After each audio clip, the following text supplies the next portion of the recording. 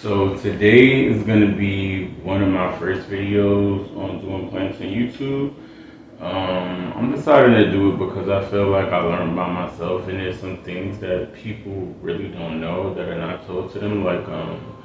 I used to kill a lot of my plants, and I thought it was my fault, but I got like a money tree, and it was growing babies. I was happy that it was doing that, but when I got home, maybe like a day or two later, I noticed that the babies were actually dying. I'm like, wait, what's going on here? So I don't know what happened or why I did it, but this is like kind of like my first time ever doing this. And this time I decided to basically, instead of like let the plant, the money tree die, I took it out the dirt to see like what was going on with it because it was good so far. So when I took it out of the dirt, I seen that the roots were actually rotting, and I'm like, oh wow. So I took it back to the guy. He was actually gonna give me another plan or something like that. He ended up giving me like my money back. I didn't take the other plan or whatever. He gave me my money back and he let me keep it, and I just basically brought it back to life. I put it in the water and given it roots, and then it grew back. So it's basically like one of those things where some people think that they don't have a green thumb, but it's really because the some of these plant businesses they sell you the plants for profit, not for like the plant being healthy. And that's basically what happened in my case that I finally seen. And sometimes you even buy plants with pests, and I've even went through that. And I just started doing this for like roughly about like a year now. Um, but today's plant I'm going to be talking about is the pothos. This one is actually bigger than the first one that I actually got. It was a golden pothos, and I also have a syndapsis.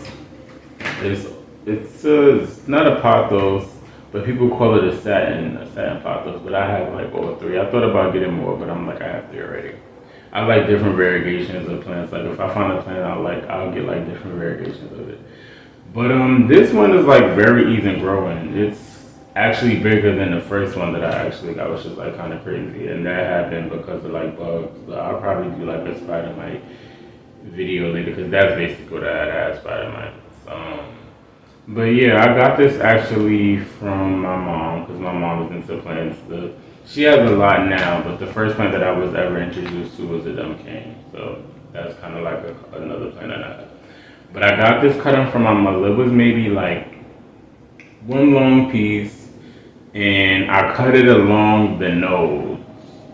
I don't know if I have any another or probably in there because I actually cut and propagate this. It wasn't as full. So as I was saying, I got maybe like one long piece from her, and then I cut it with the nose until like three pieces. I'm not sure, maybe four. I would say the max. Put them in some water, got them to root. They root really, really fast unless it's like something going on with the plant's health. That's the only time something might happen. It's like struggling. It's not dying. You just want to, as long as it's not getting mushy and anything and the roots are not rotting and it's not, you're kind of like good. It's just basically taking a while. And sometimes some people don't understand with these too. You might have it upside down. Like you don't, like if you're cutting them, you want to put them back the way that you cut them. You don't cut the piece up top and then turn it around because then it won't root either. That's like something with gravity is weirdo. But yeah, they grow pretty good in water with the roots and stuff like that.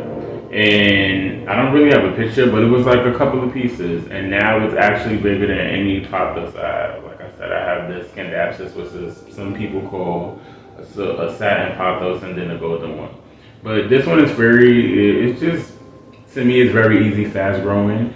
I don't really like mines viney. I know a lot of people have like vines and stuff like that, but I don't like that. I just basically like kind of cut them and tilt them towards the sky, and then I just put them in my dirt with regular dirt and some, what is that, perlite to make it airy because also when I had plants when I was starting, I had a lot of my plants in water because I wasn't good at having them in dirt. Like one time I actually had a plant that was doing pretty good, and I'm like, you know what, let me plant it. And when I did, it started dying. Later, I learned that your plants need oxygen in their roots. roots. So you want to put things inside them like perlite, orchid bark. I don't really use anything else. I just honestly use regular soil, perlite, and I just started using orchid bark for some of my other plants because I guess sometimes the perlite doesn't always work for all type of plants, so you need something a little bit more chunkier. But this one is just perlite and soil, and I just try to mix as much as I can, but not too much. But you want to do maybe like a 60% dirt to like 30, 30, yeah, 30% perlite, because you just want to make air pockets so your roots don't get suffocated, and then when in the water and the soil with all of the water, they just basically a root rot. But this one, like I said, it grew pretty fast, pretty big. I'm not sure like what it's gonna do next, but I've been propagating this. Like I said, it's easy. It's a good starter plant. It's just I know a lot of people say things are easy, but sometimes like you also have to know about plants. Cause like I said, they were selling me these plants that were dying on me, and I didn't even know that. I just started having a great thumb. But one day I just so happened to actually look at the roots, and that's something that when you either get new plants, you might have to do, especially when you buy them from like Home Depot and Lowe's and stuff like that, because sometimes they can have pests. So you also want to separate your plants too. Like when you get a new plant, you don't just, I'm pretty sure you're like, oh, I have a new baby. You want to put it next to the other ones. No, you want to put it in a room where you have no plants at all, whether it's your bathroom or your bedroom, because some people have plants in the bathroom. I do. And then you basically just spray it down with something. I have like a neem oil. I have some other stuff that's like in a blue bottle, and it was something else that was the mite killer. But I used 3 different products because I was really trying to get rid of mine because I actually had just started getting good with my plants, and then these little critters were eating them up. But I basically saved all of mine, and I also have a Dieffenbachia or a Duncan behind me. That's the one I told you that one last. I have like 3 different variegations of that too. But yeah, I just wanted to talk about this plant first. Cause like I said, like I feel like it's very easy. It grows fast. Sometimes it can get overwhelming for people because of the way that it trails. Because I knew someone that told me that they didn't like this plant, and I almost didn't get it for that reason. But like I said, mine just grown really big, and I have it growing up. Because once I do start to see that they lean over like this, like especially if it's like a whole stem with the nodes growing, I just cut them off, propagate them in water, and then I just fill up the spaces. I just make sure like I sit them up. I try not to promote the trailing. So also what I've learned, like you can stop this plant from trailing on your own if you're doing that. But if you like it, then do it. Because in the wild, they would do the same thing anyway. That's the reason why they trail. They trail because like they're basically like looking for soil to fall in and propagate themselves. Because they have nodes grown because those nodes turn into roots. It's like aerial roots sometimes. Some of them come out without you even having to water them. But they basically would typically fall to the dirt and then attach themselves and then just grow longer. That's why they're doing that. But I feel like I'm not in the wild, so I like the plant. I just don't want that. Here I have 2 of my other pothos, the ones I told you, the golden and the syndapsis, the one that they call the satin pothos, but it's not really a pothos, but it just vines like one. So I guess that's just what they call it for shortcut reasons or whatever. I'm not even sure if this one has a different name, but it comes up in my app as a golden pothos, and that was also another thing that I learned with while taking care of plants. Like I was looking up things, and I also got this app called Picture This, and Picture This basically it allows you to basically take pictures of your plant and identify it.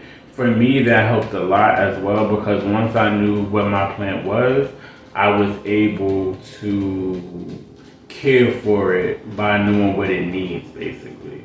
So that was another thing that helped me out, and it's called Picture This for plants, whatever. So this is my golden pothos, and then this is the syndapsis, the satin pothos. It has like silver spots on it. I like this one, it's cool. And then this one is like Lime. I feel like this one could be called like a lime green or something, so I'm not really sure. But like I said, my app called it a golden pothos. But again, as you see, like I said, I really do not like when mine's trail. So I basically tend to like cut them up. Not cut them. I tend to cut them and then have them going up straightwards because I don't like when they trail because it becomes messy and it becomes too much. I don't like this one to trail. I do have another trailing client that I let trail, and then I have one that I have going up. But these I really don't like it. But like I said, they basically pretty much grow up straight, just like this one. So these are all my pothos. These are all my pothos babies. And the funny thing is, like I said, this one is really, really good because this one is my biggest one. This is the first pothos that I've had. I don't know, it's growing slow, but it's doing something for me because I also have the propagations, which I'll show you.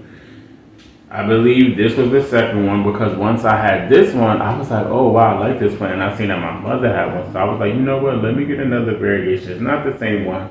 But I pretty much liked these when I first got them because the leaves look like hearts at first when I first got it. But I guess as they get bigger, it changes or whatever. But this is my second one, the biggest one. And then this one is my third. This is my third pothos. I seen a lighter green version. I was thinking about getting it, but I'm not sure if I want another one. I think I'm good with 3 of these, but I like these. And I'll show you my propagations next. So, like I said, that I basically was cutting the pieces off of that one.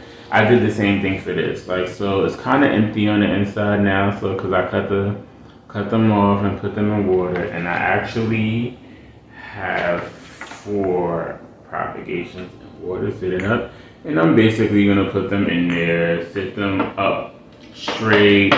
I'm not sure what's gonna happen once they keep getting bigger because I know once these get big and they establish roots, I'm gonna have to put them like in a bigger pot. And typically, what happens is when you put them in a bigger pot, they start to grow more. The more space that your plant has root-wise, the bigger your plant is gonna get. So I'm not sure. I might need like a moss pole or something like that, but I guess I'll see what that happens. This one you can't really tell what it is, but it's the satin Pothos synapsis plant.